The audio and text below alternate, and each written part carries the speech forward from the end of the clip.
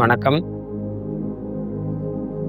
நம்மளைய நல்லா வாழ வைக்கிறதுக்காக, இங்க ஒரு சக்தி நம்ம வாழ்நாள் முழுக்க நம்மளுக்கே தெரியாம நம்மளுக்கு உதவி செஞ்சுக்கிட்டு இருக்கு. நம்ம அத பத்தி தான் இன்னைக்கு பார்க்க போறோம். அந்த சக்தி யார் அப்படின்னு பார்த்தா, இந்த பிரபஞ்சம் தான். இந்த பிரபஞ்சம் நம்மளை மட்டும் இல்ல, தன்னைத்தானே ரீசைக்கிள் பண்ணிக்கிட்டே இருக்கு. அதாவது தன்னைத்தானே சரி பண்ணிக்கிட்டே இருக்கு. இதுக்கு நிறையா உதாரணம் இருக்கு. நான் அது எல்லாத்தையுமே உங்களுக்கு சொல்றேன். இப்போ காற்று மண்டலம் கெட்டு போச்சு. அது உங்களுக்கே நிறைய தெரியும். நம்ம இந்த ஃபேக்ட்ரியிலேருந்து வர புகை, நம்ம காரு, பைக்கு, நம்மளோட இந்த ஃப்ளைட்டு போகிறது, இதெல்லாம் நிறைய புகை வந்து காற்று மண்டலம் கெட்டு போச்சு. இந்த காற்று மண்டலம் சுத்தம் செய்ய முடியாமல் கொஞ்ச நாள் ரொம்ப பிரச்சனையாக இருந்துச்சு. அப்போ வந்து நம்ம திடீர்னு லாக்டவுன் போட்டாங்க. உங்களுக்கு தெரியும், 2019 லாக்டவுன். அந்த லாக்டவுன் அப்போ நம்ம எல்லாருமே வீட்டுக்குள்ள இருந்தோம். அப்போ வண்டி யாரும் ஓட்டல, எந்த ஒரு இதுவும் இல்லை. அப்போ முன்னாடி லாக்டவுன் போடுறதுக்கு முன்னாடி இருந்த பொல்யூஷன் பிரச்சனைக்கும் லாக்டவுன் முடிஞ்சதுக்கப்புறம் இருந்த பொல்யூஷன் இதை பார்க்குறப்ப ரொம்ப மாறிடுச்சு. ஸோ காற்று மண்டலம் சுத்தமாச்சு. இது ஒரு உதாரணம் தான். இந்த மாதிரி இந்த பிரபஞ்சம் தன்னைத்தானே சரி பண்ணிக்கிட்டே இருக்கு. அது சரி பண்ணுறத விட நம்ம வேகமாக கெடுத்துக்கிட்டு இருக்கனால அது சரி பண்ண முடியாமல் கொஞ்சம் டைம் ஆச்சு. இப்போ கொஞ்ச நாள் நம்ம நிறுத்துறோன்னே டக்குன்னு சரியாச்சு. அதே மாதிரி நம்ம மண்ணில் ஏகப்பட்ட குப்பைகள் போடுறோம், எல்லாம் போடுறோம். ஆனால் அது வந்து அதை மக்க வச்சு அது ஒன்றுமில்லாமாக்கி தன்மயமாக்கி அதை ஒரு சத்தாவோ மற்ற பொருளாவோ அதை மாற்றிடும். இல்லாட்டி நம்ம போடுற குப்பைக்கு நேரம் இந்த உலகமே நிறைஞ்சு போயிருக்கும். அவ்வளோ குப்பை போட்டுருக்கோம் எல்லாரும். ஆனால் அது இந்த மண்ணில் எது விழுந்தாலும் அது தன்னைத்தானே ரீசைக்கிள் பண்ணி மாற்றுது. அதுவும் இல்லாமல் இப்போ அந்த மண்ணுக்கு எவ்வளோ பேரறிவு இருக்குன்னு பாருங்கள். நீங்கள் உயிர் உள்ளதை ஏதாவது மண்ணுக்குள்ளே போடுறப்ப அது தன்னைக்குள்ள ஒரு தண்ணியோ இதுவோ வர்றப்ப, இப்போ நம்ம விதைகள் போடுறோம். இப்போ அதே மாதிரி யாராவது இறந்து போயிட்டாங்க, நம்ம அவங்களையும் புதைக்கிறோம். பக்கத்தில் ஒரு விதையும் போடுறோம். பக்கத்தில் ஒரு செடி கூட அந்த காலத்தில் வச்சுட்டு வருவாங்க. ஏன்னா அது எல்லாத்துக்கும் வந்து காற்று கொடுக்கட்டும் அப்படின்னு. அப்போ இறந்தவங்களையும் புதைக்கிறோம், ஒரு விதையும் நம்ம புதைக்கிறோம். அந்த விதையில உயிர் இருக்கு. அதுக்கு தண்ணி பட்ட உடனே அந்த விதையை வந்து அந்த மண் முளைக்க வைக்குது தானா. ஆனால் இங்கே உயிர் இல்லாதவங்க நம்ம புதைச்ச உடனே அந்த மண் என்ன பண்ணுது அதுக்கு தெரியுது. அது அவங்கள மக்க வைக்குது. ஸோ அப்போ அது எவ்வளோ பெரிய அறிவு பூர்வமாக வேலை செய்யுதுங்கிறத இதெல்லாம் ஒரு உதாரணத்துக்காக நம்ம சொல்கிறோம். இது தன்னைத்தானே ரீசைக்கிள் பண்ணுது, தன்னைத்தானே சரி செய்து கொண்டிருக்கிறது அப்படிங்கிறதுக்காக. இப்போ அடுத்த டாபிக் நம்ம வருவோம். நம்ம ஏற்கனவே சொல்லியிருக்கோம், இந்த பிரபஞ்சத்தில் நடப்பவை அனைத்தும் நிகழ்வுகள் தான். அது நம்ம தான் சரி தவறுன்னு நம்ம பார்க்குறோம். அதுவும் இல்லாமல் நம்மளுக்கு நடப்பது எல்லாமே நன்மைக்காக தான் நடக்குது. எல்லா இடங்களிலும் எல்லா நேரங்களிலும் எல்லாருக்கும் எல்லாமே நன்மையே நடக்கிறதுன்னு சொன்னோம். அது எப்படி அப்படி நடக்குது? சில பேருக்கு அது புரியாது. எப்படி எல்லாத்துக்குமே நடக்கிறது எல்லாமே நன்மை தானா, அதனால் ஏற்றுக்க முடியல அப்படின்னு. இப்போ அதுக்கு தான் நம்ம சொல்கிறோம், இப்போ இந்த பிரபஞ்சம் தன்னைத்தானே ரீசைக்கிள் பண்ணிட்டு இருக்கு. நம்மளும் இந்த பிரபஞ்சத்துக்குள்ளே தான் இருக்கோம். அது நம்மளையும் வாழ வைக்கிறதுக்காக அது நம்மளையும் ஆரோக்கியமாக பண்ணிக்கிட்டே இருக்கு. இப்போ நம்மளுக்கே தெரியாது, நம்ம ஒரு கெட்டுப்போன உணவை சாப்பிட்றோம். அந்த உணவு வந்து நம்மளுக்கே தெரியாது கெட்டு போயிருக்கு. ஆனால் நம்மளுக்குள்ள இருக்கிற ஒன்று வந்து கண்டுபிடிக்குது. அந்த பிரபஞ்சம் அறிவு வந்து அதை கண்டுபிடிச்சி இது கெட்டுப்போன உணவுன்னு சொல்லிட்டு ஒன்று வாமிட்டாக எடுக்கும். அப்படி இல்லாட்டி டிசென்ட்ரியா வயிற்றாலையாக போக வைக்கும். ஏன்னா அந்த கெட்டுப்போன உணவு உடலுக்குள்ளே இருந்தால் உயிருக்கு ஆபத்து. இது நம்மளுக்கே தெரியல. ஆனால் அந்த பிரபஞ்ச பேரறிவுக்கு, நமக்குள்ளே இருக்கிற அந்த அறிவுக்கு, பேரறிவுக்கு தெரிஞ்சு அதை வெளியேற்றி நம்ம உயிரை காப்பாற்றுது. ஸோ அதே மாதிரி தான் நம்ம நிறைய சாப்பிட்றோம், நிறைய தண்ணி குடிக்கிறோம், நம்ம இந்த அசுத்தமான காற்றை எல்லாம் சுவாசிச்சுட்டு இருப்போம். அப்படியே நம்ம டெய்லி இந்த சர்க்கிளில் செஞ்சுக்கிட்டே வர வர வர அது கொஞ்சம் கொஞ்சமாக அழுக்க உடம்புல சேர்த்து வச்சுக்கிட்டே இருக்கும். வெளியே தள்ள முடியாததுக்கு சேர்த்து வச்சுட்டே இருக்கும். அதுக்கு திடீர்னு ஒரு எனர்ஜி வர்றப்ப அது என்ன பண்ணுதுன்னா, நம்ம உடம்புல இருந்து அந்த கழிவுகளை வெளியேற்றுது. அதுதான் நம்ம வந்து வியாதின்னு பேர் வச்சுருக்கோம். இப்போ நம்மளுக்கு வர்ற காய்ச்சல், சளி எல்லாமே கழிவு தான். அது ஒரு கழிவு நீக்கம். அது இந்த பிரபஞ்சம் எவ்வளோ அறிவாக நம்ம உடம்புல இருக்கிற அழுக்க சளியாவோ, காய்ச்சலாவோ, வயிற்றாலியாவோ, வாந்தியாவோ எடுக்க வச்சு நம்மளே காப்பாற்றுது. ஸோ இதுதான் சொல்கிறேன், அந்த பிரபஞ்ச பேராற்றல் செய்கிறத நம்மளுக்கு புரியாமல் நம்ம அதை நோயின்னு பேர் வச்சுருக்கோம். ஆனால் அது நம்மளை சரி பண்ண தான் செஞ்சுக்கிட்டு இருக்கு அப்படிங்கிறத நம்ம உணரணும். இது மாதிரி தான் நம்மளுக்கு நடக்கிற நிகழ்வுகள் எல்லாமே நம்மளை வாழ வைக்கிறதுக்காக மட்டும்தான் நடக்குது. ஆனால் நம்ம தான் தவறாக புரிஞ்சுக்கிட்டு நம்ம பார்வை கோணத்தில் சிலதை சரியுமோ, சிலதை தவறுமோ, சிலது இப்படி நடந்தால் பரவாயில்லையோ, சிலது அப்படி நடந்தால் பரவாயில்லையோ. ஆனால் அது சரி அல்ல. இங்கே என்ன நடக்குதோ அதை அப்படியே நீங்கள் ஏற்றுக்கணும். ஏன்னா அதுதான் சரி, அதுதான் நன்மையும் கூட. நீங்கள் ஏற்றுக்கலைன்னா உங்களால் நிம்மதியாக வாழ முடியாது.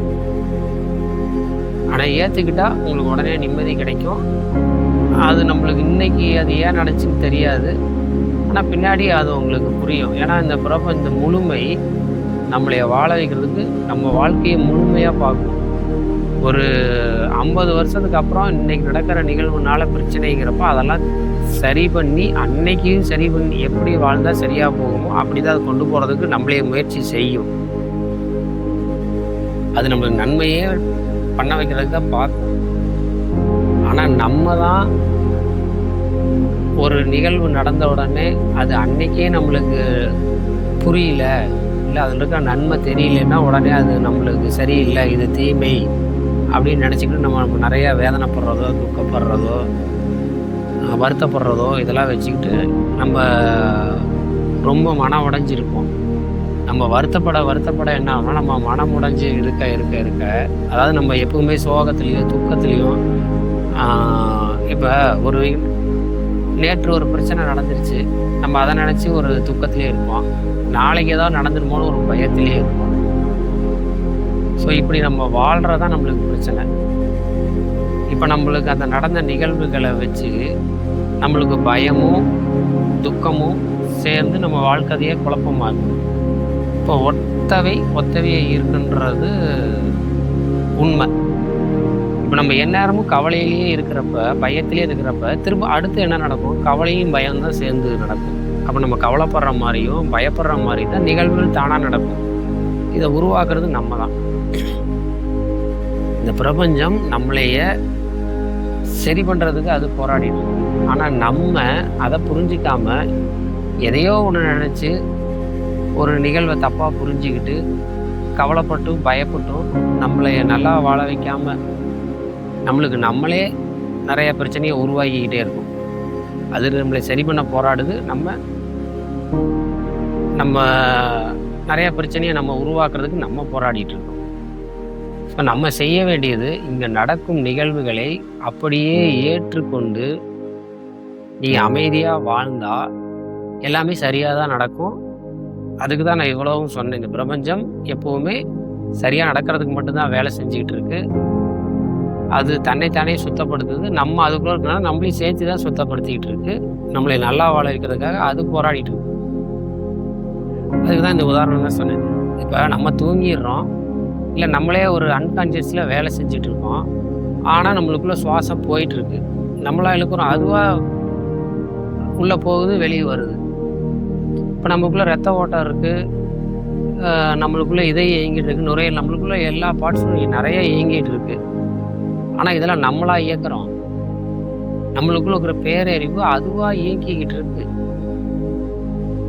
அது நம்மளையே வாழ வைக்க அது நம்மளே போராடிக்கிட்டு இருக்கு. அது நம்மளோட போராடிக்கிட்டு இருக்கு. ஆனால் நம்ம அதை ஏற்று போராடிட்டு இருக்கோம். நம்ம புரிஞ்சுக்க வேண்டியது, அது செய்கிற வேலைக்கு நம்ம அதோட சேர்ந்து இசைந்து கொடுத்தால், அதாவது அது செய்கிற வேலையை ஏற்றுக்கொண்டு நம்ம அமைதியாக இருந்தோம்னா அது நம்மளே காப்பாற்றுறதுக்கு மட்டும்தான் வேலை செய்யுது அப்படிங்கிறது தான் அந்த உண்மை. இப்போ இதுக்கு நிறையா உதாரணம் சொல்லலாம். இப்போ நம்ம கையில் ஒரு சின்னமாக காயமாகுது. இந்த காயத்தை நம்ம ஆத்திரமா அதுவாக ஆறுதா? நம்ம எதுவுமே பண்ணல, அதுவாக ஒரு நாள் 2 நாளில் கருப்பாகும்.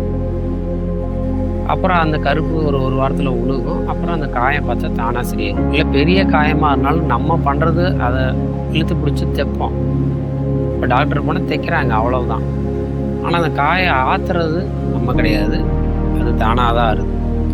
அதுதான் சொல்கிறேன், இங்கே நம்மளை வாழ வைக்க இந்த பிரபஞ்சம் போராடிக்கிட்டே இருக்கு. இப்போ நம்மளுக்கு இன்னொரு உதாரணம் சொல்லணும்னா, இப்போ நம்ம காதில் வந்து தோடு போடுறோம், ஓட்டை போட்டு தோடு போடுறோம். இப்போ அந்த தோடு போட்டிருக்கிற வரைக்கும் தான் அந்த ஓட்டை இருக்கும். அந்த தோடை கழட்டி வச்சுட்டிங்கன்னா அந்த ஓட்டை தானாக அடைஞ்சிடும். இப்போ இதுலேருந்தே உங்களுக்கு புரிஞ்சிருக்கும், இந்த பிரபஞ்சம் நம்மளைய முழுமையாக எப்படி கொண்டு வந்துச்சோ அப்படியே முழுமையாக வச்சுருக்கு. அது போராடிக்கிட்டே இருக்குது, அது தன் வேலையை செஞ்சுக்கிட்டே இருக்குது. ஆனால் நம்ம தான் அந்த காதில் போட்டிருக்கிற ஓட்டையில் இருக்கிற தோடு மாதிரி குறுக்க போகுது. நம்மளோட எண்ணங்கள், தேவையில்லாத எண்ணங்கள், பயம், கவலை, இதெல்லாம் வந்து அந்த தோடு மாதிரி குறுக்க போய் அதை வேலை செய்ய விடாமல் தடுத்துக்கிட்டு இருக்கு. அப்போ நம்ம செய்ய வேண்டியதெல்லாம் என்னன்னா, நம்ம சும்மா இருக்கிறது. இப்போ அந்த காதில் இருக்கிற ஓட்டை அடையணும்னு நம்ம என்ன பண்ணணும்? நம்ம அந்த தோட்டை கழட்டி வச்சுட்டு நீங்கள் பாட்டுக்கு உங்கள் வேலையை பார்த்துட்டு நீங்கள் சும்மா இருந்தாலும் சரி, நீங்கள் பாட்டுக்கு ஏதோ ஒரு வேலை செஞ்சுட்டு இருந்தாலும் சரி, நீங்கள் அதை கவனித்தாலும் சரி கவனிக்காட்டி சரி, அந்த ஓட்டை தானாக அடையுது. அதே மாதிரி தான் நீங்கள் உங்கள் வாழ்க்கையில் நடக்கிற நிகழ்வுகளை ஏற்றுக்கொண்டு நீங்கள் சும்மா இருந்தீங்கன்னா போதும், உங்களோட எல்லா விஷயமும் நல்லதாக தான் நடக்குது, நல்லது தான் இங்கே நடந்துக்கிட்டே இருக்கும், நல்லது மட்டுமே உங்களுக்கு கிடைக்கும்.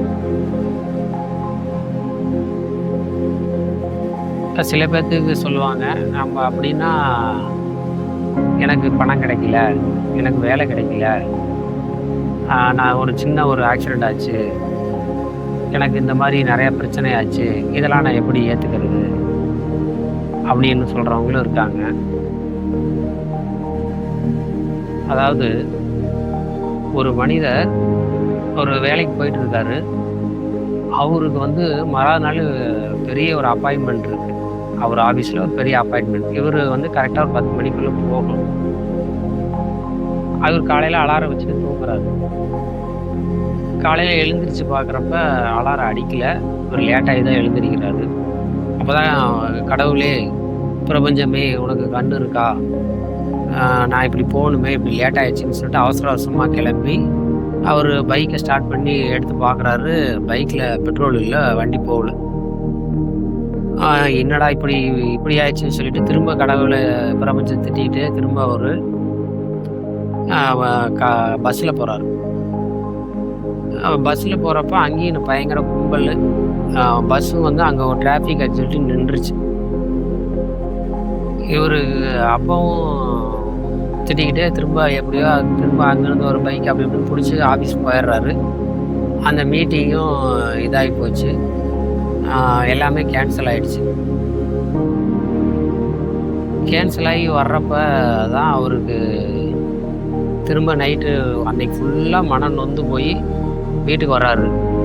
வர்ற வழியில் பார்த்தீங்கன்னா அவர் காலையில் வந்த வழியிலே வர முடியல, திரும்ப சுற்றிக்கிட்டு தான் வருது. இந்த வழியாக தான் வந்து சொன்ன மாதிரி காலையில் ஏன் இங்கே பிளாக் ஆச்சுன்னு கேட்குறாரு. இவர் எப்பவும் வர்ற அந்த 8:30 மணி வாக்கில் அங்கே ஒரு பெரிய ஆக்சிடெண்ட். அந்த ஆக்சிடெண்ட்டில் நிறைய பேத்துக்கு நிறையா இதாகிடுச்சு. இப்போ தான் அவருக்கு ஒரு நல்ல வேலை, நான் இந்த டைமுக்கு தான் வருவேன், வரல அப்படின்னு அவர் அப்போ தான் அனலைஸ் பண்ணுறாரு.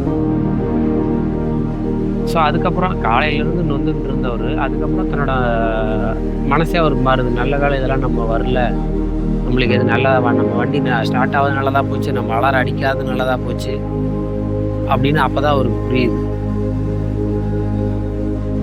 இந்த மாதிரி தான் இப்போ கூட நம்ம நிறைய ஒரு ஃப்ளைட்டு இதெல்லாம் வந்து ஒரு உதாரணம் தான். இதை வச்சு நீங்கள் புரிஞ்சுக்கிறதுக்காக தான். இப்படி நடக்கிறது வந்து நன்மைன்னு சொல்ல வரல. இப்போ கூட நிறையா பேர் ஒரு ஒரு ஃப்ளைட் இதாச்சு, அதில் எத்தனையோ பேர் ஒரு 200 சில்லற பேர் பக்கம் இறந்தாங்க. அது உங்களுக்கு தெரியும். ஆனால் அந்த ஃப்ளைட்டில் போக முடியாமல் அன்னைக்கு நிறைய வண்டியோ கார்லேயோ இது மாதிரி வந்து விட்டவங்க எவ்வளோ எவ்வளோ பெரிய இம்பார்ட்டன்ட் மீட்டிங்காக இருந்திருக்கும், போக முடியாமல் அவங்க எத்தனை புலம்பியிருப்பாங்க. ஆனால் அந்த ஃப்ளைட்டு ஆக்சிடெண்ட் ஆனதுக்கப்புறம் அவங்க நல்ல வேலை நான் போகல, எப்படியோ நான் தப்பிச்சிட்டேன், கடவுளே என்னை காப்பாற்றிட்டேன் அப்படிங்கிற மாதிரி சொல்லுவாங்க. ஸோ இதுதான் நம்மளுக்கு நடப்பது எல்லாமே நிகழ்வுகள் தான். அதில் நன்மை தீமைகளை நம்மளால் புரிஞ்சிக்க முடியாது. அதை நம்ம தான் அனலைஸ் பண்ணி இது பண்ணிக்கணும். அதனால் நம்ம அமைதியாக இருந்துக்கணும். அதுதான் நம்மளுக்கு நம்ம சந்தோஷமாக வாழ்கிறதுக்கான வழி. இப்போ அப்படின்னா அந்த ஃப்ளைட்டில் போனவங்களுக்குலாம் பிரச்சனையா? நம்ம அந்த இதுக்கு வரல. போனவங்களுக்கும் பிரச்சனை தான். நம்ம அவங்களுக்கும் சேர்த்து தான் நம்ம அந்த வழியை நம்ம உணர்கிறோம். இருந்தாலும் ஒரு உதாரணத்துக்கு சொல்லணுமேன்றதை தான் நான் உங்களுக்கு சொன்னேன். இந்த மாதிரி நிறையா விஷயம் இருக்குது. இப்போ நன்மை தீமை எப்படி பார்க்குறது, இப்போ நம்ம புரிஞ்சுக்கிற விதத்தில் தான் அது இருக்குது அப்படிங்கிறதே. இப்போ ஒரு ட்ரெயினில் ஒரு ஒரு அப்பா வந்து தான் குழந்தைய கூட்டிகிட்டு போகிறாரு. இவர் பாட்டுக்கு ஓரமாக உட்காந்துருக்காரு. அந்த குழந்தை வந்து எல்லாத்தையும் போட்டு தொல்லை பண்ணுது. போய் அது பாட்டுக்கு சின்ன குழந்தை என்ன பண்ணணும்னு தெரியும், போய் எப்படி பிடிச்சிருக்கா பண்ண இதை பண்ண அது இது நிறையா பண்ணுது. அவங்க எல்லாமே கொஞ்சம் கொஞ்சம் பொறுமையாக இருந்து பார்த்துட்டு அதுக்கப்புறம் அவங்க அப்பாட்ட கேட்குறாங்க, என்னப்பா அவங்க இது பையன் இது மாதிரி பண்ணிட்டே இருக்க, நீ கண்டுக்காம நீ பாட்டுக்கு உட்காந்துட்டே இருக்கேன்னு. அவர் அப்படியே அழுதுகிட்டே எல்லாத்தையும் பார்க்குறாரு. எல்லாரும் அவர் அப்படியே ஷாக்காக பார்க்குறாங்க. அப்போ தான் அவர் சொல்கிறாரு, என்னோட மனைவி வந்து ஸ்கூலில் வேலை செய்கிறாங்க. அவங்க வந்து டூர் கூப்பிட்டு போனாங்க, எல்லாத்தையும் குழந்தைகள் எல்லாத்தையும் கூட்டிகிட்டு அவங்க டூருக்கு போயிருந்தாங்க. அந்த டூருக்கு போனப்ப அவங்க எல்லாமே அந்த படகுல சவாரி செஞ்சாங்க. அந்த படகு வந்து விபத்துக்குள்ளாகி நிறையா பேர் அதில் இதாகிட்டாங்க. அதில் என் மனைவியும் போயிருந்தாங்க, என்னோட இன்னொரு பையனும் போயிருந்தான் அப்படின்னு சொன்ன உடனே எல்லாத்துக்கும் ஷாக்கா. இப்போ நாங்கள் அதை எங்களோட மனைவி குழந்தையும் எல்லாமே அவங்கள பார்க்க தான் போகிறோம், அவங்க யாருமே உயிரோடு இல்லை அப்படிங்கிறாங்க. இதெல்லாம் உண்மையில் நடந்தது தான். அப்போ அந்த இதில் இருந்தவங்க எல்லாருமே இந்த குழந்தைய பார்க்குறவங்க அப்படியே மாறிடுச்சு. முன்னாடி பண்ணால் அதே தொல்லை தான் இப்போ அந்த பையன் பண்ணிகிட்டு இருக்கான். இப்போ வந்து அவங்க தொல்லையாக நினைக்கல. அதை அந்த பையனை எல்லாருமே தூக்கி தான் பக்கத்தில் வச்சுக்கிறாங்க. எல்லாருமே அந்த பையனை கொஞ்சம் விளையாடுறாங்க. இப்போ அவங்களுக்கு வந்து அது கண்ணோட்டமே மாறிடுச்சு. முன்னாடி தொல்லையாக நினச்சதை இப்போ அவங்க ஆனந்தமாக நினைக்கிறாங்க. அந்த பையன் கூட விளையாடுறாங்க எல்லாருமே. ஏன்னா அந்த அவங்க பார்க்குற பார்வை மாறிடுச்சு. ஸோ உங்கள் பார்வை மாறினால் எல்லாமே மாறும். ஆனால் இங்கே நடப்பது எல்லாமே நிகழ்வுகள் தான், எல்லாமே நன்மைக்கு தான் நடக்குது. நம்மளுக்கு இப்போ உங்களுக்கு எனக்கு பணம் வேணும் வரல, அது ஒரு நன்மையா? அது எனக்கு தீமை தானே. ஆனால் அந்த பணம் வர்றனால உங்களுக்கு நிறைய பிரச்சனை வந்திருக்கலாம், வரலாம், வாய்ப்புகள் இருக்குது. பணம் வச்சுருக்கவங்க எல்லாருமே நிம்மதியாக இருக்காங்கன்னு சொல்ல முடியாது. இன்னைக்கு வரலன்னு நாளைக்கு வரும், வராமல் போகாது. ஆனால் இன்றைக்கே நம்ம அவசரம் இன்றைக்கே, அதனால் இன்றைக்கே தடுக்குது, வர முடியலன்னா நம்மளுக்கு கொஞ்சம் எனக்கு ஏன் இப்படி ஆச்சு, எனக்கு ஏன் வரலன்னு நம்ம நிறையா நினைக்கிறோம். ஆனால் நாளைக்கு நம்மளுக்கு அதனால ஒரு பிரச்சனையாக இருந்தால் அதுவும் தடுக்கப்படும். இங்கே நம்மளுக்கு கிடைக்கிறது மட்டுமல்ல, கொடுப்பது மட்டுமல்ல, கிடைக்காமல் இருக்கிறதும் தடுப்பதும் நன்மையே தான். அதை நம்ம புரிஞ்சுக்கணும். புரிகிறப்ப நம்மளுக்கு மனதில் சந்தோஷம் கிடைக்கும். இதெல்லாம் புரிஞ்சுக்கிட்டு நம்ம வாழ்கிறப்ப நம்மளுக்கு ஒரு ஆனந்தம், பேரானந்தமாக தான் இருக்கும். அதனால தான் சொன்னோம், நம்மளுக்கு எல்லா இடங்களிலும் எல்லா நேரங்களிலும் எல்லாருக்கும் எல்லாமே நன்மையே தான் நடக்கிறது. இதை யாருக்கு தெரியுதோ அவங்க நிம்மதியாக இருக்கலாம். இதெல்லாம் நம்ம நிம்மதியாக இருக்கிறதுக்காக தான் சொல்கிறோம். ஆனால் உண்மையும் அதுதான். இப்போ நம்மளைய வாழ வைக்க போராடுறது இந்த பிரபஞ்சம்தான். நம்மளைய விட அதுக்கு தெரியும். ஏன்னா அது பேரறிவு, நம்ம சிற்றறிவு. நம்மளுக்கு ஒரு விஷயத்த ஒரு எல்லை வரைக்கும் தான் பார்க்க முடியும். ஆனால் அவங்களுக்கு தெரியும், அந்த பிரபஞ்சத்துக்கு தெரியும் அது எவ்வளோ விரிஞ்சு பார்க்குங்கிறது நம்மளுக்கும் தெரியும். அது நம்ம வாழ்க்கையை முழுமையாக பார்க்கும், நம்மளால் முழுமையாக பார்க்க முடியாது. ஏன்னா நம்மளுக்கு சிற்றறிவு, அது பேரறிவு. நம்ம பேரறிவை நம்பும்போது தான் நம்ம நிம்மதியாக இருக்க முடியும். இப்போ நம்ம குழந்தைங்கள்லாம் ஏன் இவ்வளோ சந்தோஷமாக இருக்காங்க? அவங்களுக்கு எதுவுமே தெரியாது. அவங்க யாரை சார்ந்திருக்காங்க? அப்பா அம்மா சார்ந்திருக்காங்க. இப்போ நம்மளும் சின்ன வயசில் நம்ம அப்பா அம்மா சார்ந்திருக்கிறே சந்தோஷமாக ஜாலியாக தான் விளாண்டோம். என்னைக்கு நம்ம ஒரு அறிவு நம்மளா வேலைக்கு போய் நம்மளா சம்பாதிச்சு நம்மளே எல்லாத்தையும் மேனேஜ் பண்ணுறப்ப பார்த்தா நம்மளால் நிம்மதியாக இருக்க முடியல. என்ன காரணம்? நம்ம முன்னாடி நம்ம எதுவுமே இல்லாமல் ஒரு விஷயத்தை நம்பி இருந்தோம். நம்ம அப்பா அம்மா நம்மளை பார்த்துக்கிறாங்க, நம்மளுக்கு சாப்பாடு கிடைக்குது, தண்ணி கிடைக்குது, எல்லாம் கிடைக்குது. அப்போ நம்ம நிம்மதியாக இருக்கோம். இப்போ நம்மளே சம்பாதிக்கிறோம், நம்மக்கிட்ட வருமானம் இருக்குது, நம்மகிட்ட இவ்வளோ பணம் நம்ம மூலியமாக வருது, நம்மக்கிட்ட எல்லாம் உடனே கூட வாங்கலாம். ஆனால் நம்மளால நிம்மதியாக இருக்க முடியல. ஏன்னா நம்மக்கிட்ட இருந்த நம்பிக்கை போச்சு. ஏன்னா நாளைக்கு நம்மளா எல்லாம் பண்ணுறப்ப நாளைக்கு இதே மாதிரி கிடைக்குமா, நாளைக்கு நம்மளால இப்படி இருக்க முடியுமா அப்படின்ற நிறைய ஒரு கேள்விகள், நிறைய ஒரு பயம், ஒரு கவலை, இதெல்லாம் நிறையா வந்துருச்சு. அதான் இதெல்லாம் விடுத்து நம்ம எப்படி நம்ம சின்ன குழந்தையால நம்ம அப்பா அம்மாவை நம்பி நம்ம பாட்டுக்கு சந்தோஷமா இருந்தோமோ, அதே மாதிரி இந்த பிரபஞ்சம் தான் நம்ம அப்பா அம்மா. இந்த பிரபஞ்சத்தை நம்பி நம்ம வாழ்க்கையை ஒப்படைச்சிட்டு நம்ம பாட்டுக்கு நம்ம செய்ய வேண்டியது செஞ்சுக்கிட்டே இருக்கோம். இங்க நடக்கிறத ஏத்துக்கிட்டு இதை எல்லாமே ஒரு நிகழ்வு தாங்கிறத புரிஞ்சுக்கிட்டு நம்ம சரி தப்புன்னு கைட் பண்ணாம, அதாவது சரி தப்புன்னு நம்ம எதையும் ஜட்ஜ் பண்ணாம நீங்க பாட்டுக்கு சந்தோஷமா வாழ்ந்துக்கிட்டே இருந்தோம்னா எல்லாமே சந்தோஷமா தான் நடக்கும். நீங்க செயல்கள் செய்யணும், செய்ய வேண்டியது உங்க பொறுப்பு. அதுல இருந்து யாருமே தவறக்கூடாது. ஆனா அதுக்குண்டான பலன் கிடைக்கிறது அது இந்த பிரபஞ்சத்து கையில தான் இருக்கு. ஏன்னா சாப்பிட்றது நம்ம பொறுப்பு. அது எப்படி எவ்வளவு செரிக்க வைக்கணுங்கிறது அது கையில தான் இருக்கு. வேற வழி இல்லை. உண்மை அதுதான். நீங்க ஏற்றுதான் ஆகணும். நீங்க சாப்பிட்றீங்க, எல்லாம் பண்றீங்க, அது உங்களுக்கு எவ்வளோ தூரம் சத்தாக மாறணும், எவ்வளோ தூரம் ரத்தமாக மாறணும், அது எவ்வளோ தூரம் கழிவாக வெளியே நீங்களா முடிவு பண்ணிட்டு இருக்கீங்க. இல்லை, இப்போ நம்ம என்னதான் சம்பாதிச்சாலும், என்னதான் நம்ம கையில் காசு இருந்தாலும், என்னதான் நம்மகிட்ட பொருள் இருந்தாலும், நம்ம நாளைக்கு எங்கே இருக்கணும், நாளானைக்கு எங்கே இருக்கணும், ஏன் இன்றைக்கே நம்மளுக்கு எப்போ பசிக்கணும், எப்போ தாகம் எடுக்கணும், எப்போ உள்ளே போனதெல்லாம் கழிவாக வெளியே வரணும் அப்படிங்கிறதே நம்மளால முடியல, நம்மளால் யூகிக்க முடியாது. நம்ம உடம்பு தான், ஆனால் நம்மளால் எதையுமே யூகிக்க முடியல, நம்ம நடத்த முடியல. இன்னொன்று தான் நம்மளை நடத்திக்கிட்டு இருக்கு. அந்த இன்னொன்று தான் பிரபஞ்சம். சில பேர் அது கடவுள்பாங்க, பிரபஞ்சம்பாங்க. அது நீங்கள் எப்படி ஏற்றுக்க நினைக்கிறீங்களோ அப்படி ஏற்றுக்குங்க, அதில் ஒன்றும் தவறு இல்லை. சில பேர் சிவன்பாங்க, சில பேர் முருகன்பாங்க, எப்படி வேணாலும் வச்சுங்க. அல்லா, இயேசு, எந்த பேர் வேணாலும் வச்சுக்கோங்க. அது அவங்கவுங்களுக்கு இருக்கிற நம்பிக்கைக்குரியான பேர். ஆனால் நடக்கிறது உண்மை, அது உங்களுக்கும் தெரியும், எல்லாத்துக்கும் தெரியும். ஆனால் நடத்துறது ஒரு பேரறிவு, அது இந்த பிரபஞ்சம். அதுக்கு நம்ம எப்படி வேணாலும் பேர் வச்சுக்கலாம், அதை பற்றி ஒரு பிரச்சனையும் இல்லை. ஆனால் அந்த உண்மையை நம்ம ஒத்துக்கணும். இந்த உண்மையை நம்ம புரிஞ்சுக்கிட்டாதான் நம்ம நிம்மதியாக வாழ முடியும். இந்த உண்மையை புரிஞ்சுக்கிறவங்க எல்லாருமே ஆனந்தமாக, பேரானந்தமாக இருப்பாங்க. வாழ்க வையகம், வாழ்க பேரானந்தமாக.